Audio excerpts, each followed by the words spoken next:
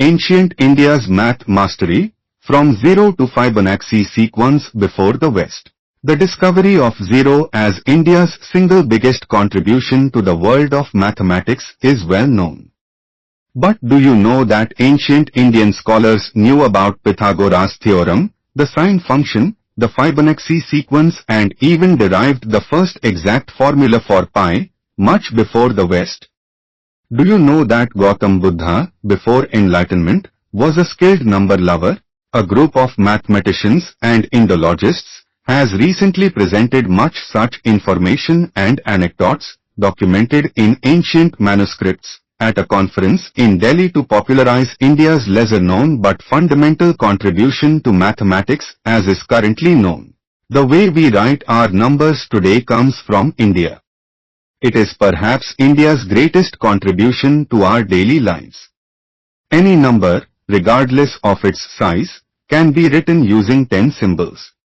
This is a vast improvement over Roman numerals, said Manjul Bhargav, a professor of mathematics at Princeton University and winner of the Fields Medal in 2014.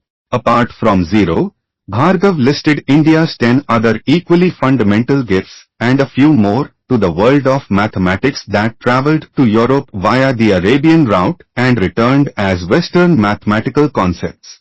Take Bodhayana's Sulbasutra, for example. Major Vedic ceremonies and sacrifices used to be performed before the altars, the construction of which led to investigations in geometry. The results are reflected in the genre of texts known as Salbasutras.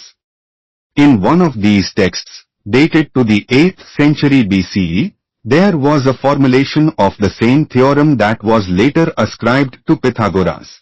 The first place that we know of where the theorem is explicitly stated for a general triangle in the way we describe today is Bodhayana's Sulbasutra, Bhargav said.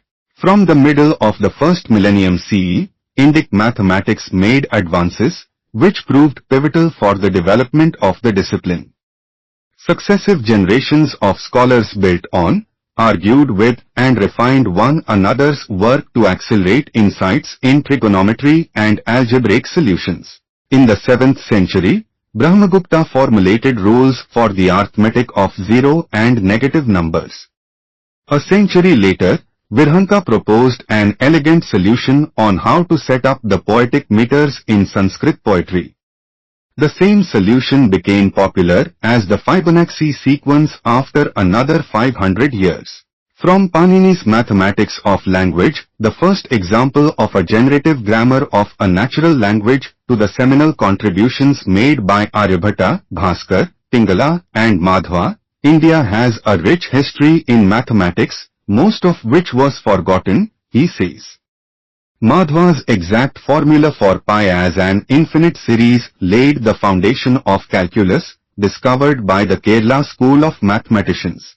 Bhargav spoke at the India International Centre Conference organized by India's top mathematicians.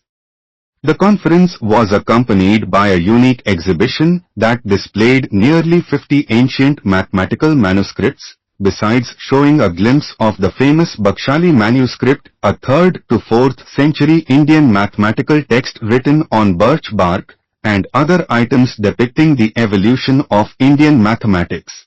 We plan to take the exhibition to other cities like Mumbai, Ahmedabad, Chennai and Bengaluru, as nobody in the current generation seems to know much about the rich history of Indian mathematics, Sudha Gopalakrishnan, founder-director, National Mission for Manuscript, and one of the brains behind the conference, told Deccan Herald.